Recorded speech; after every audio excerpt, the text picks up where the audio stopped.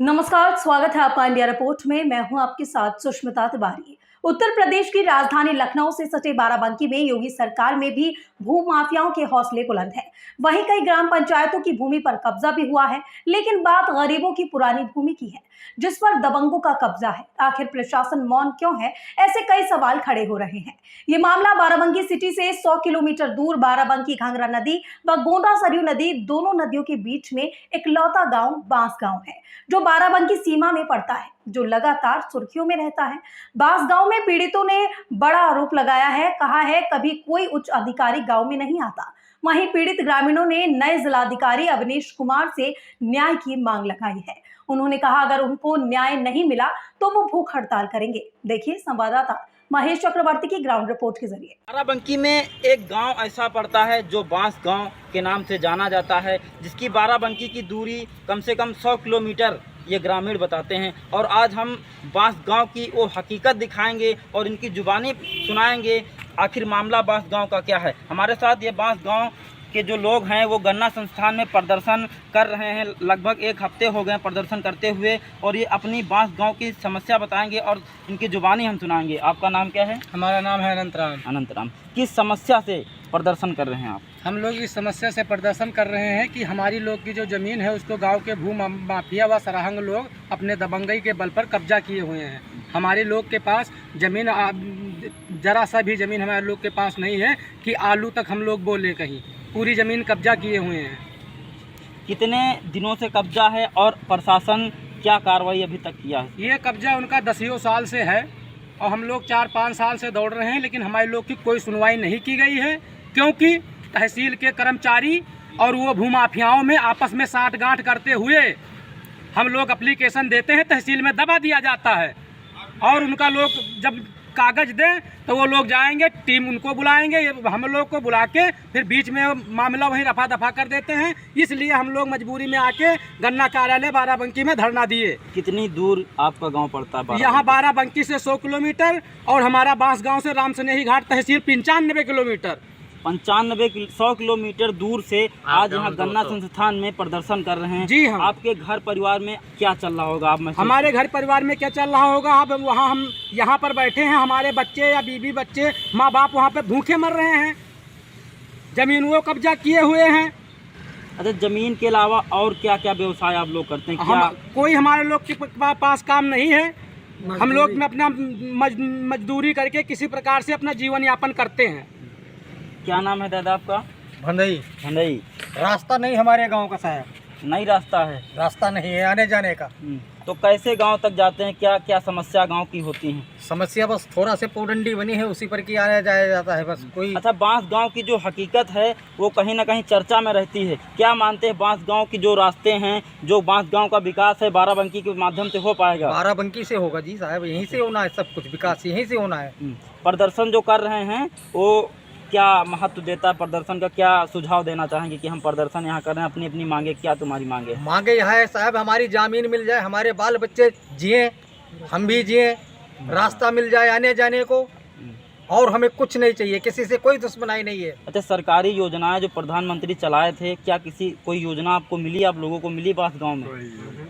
कोई योजना नहीं मिली है साहब। कोई बड़ा अधिकारी कभी आपके गांव गया है? अधिकारी जाते हैं साहब, वहीं से लौट जाते हैं। क्या कभी बड़ा अधिकारी, हम डीएम की बात हाँ नहीं गया कोई साहब, कोई नहीं गया है।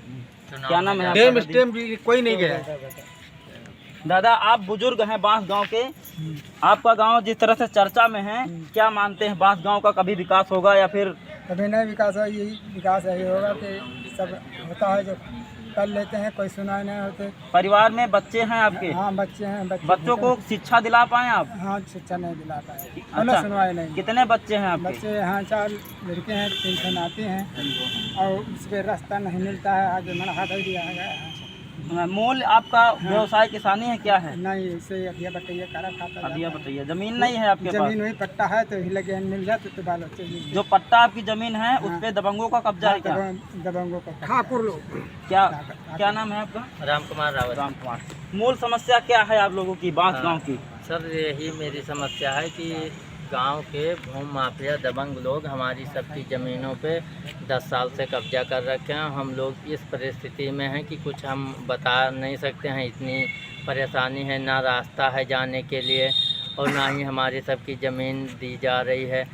150 एप्लीकेशन हमने तहसील में दिया। अच्छा, एप्लीकेशन कितने दिनों से आप दे रहे हैं प्रशासन को, जानकारी दे रहे हैं? 2016 से दे रहा हूँ, 22 हो गया, 6-7 साल हो गए। 10 साल हो गए, 10 साल हो गए, अभी तक कोई सुनवाई नहीं की गई।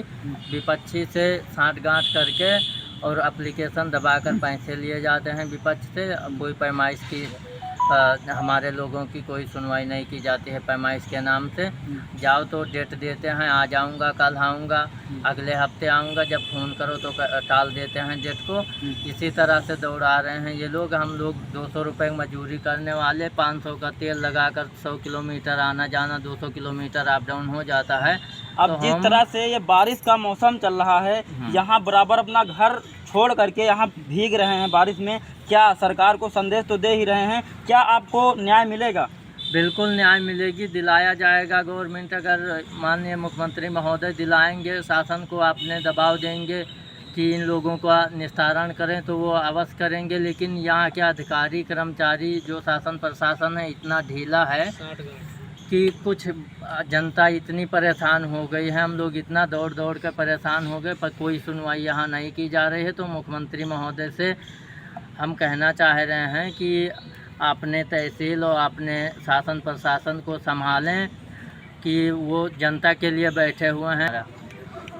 तो जिस तरह से बांस गांव की ये बड़ी समस्या देखने को मिल रहा है और ये बुजुर्ग जो यहाँ प्रदर्शन पर बैठे हैं, लगभग जो भी बुजुर्ग हैं वो 60-65 साल से ऊपर ही हैं, कुछ युवा भी हैं और कुछ बुजुर्ग यहाँ हमसे बात भी किया और हम बुजुर्गों से जानेंगे कि आखिर।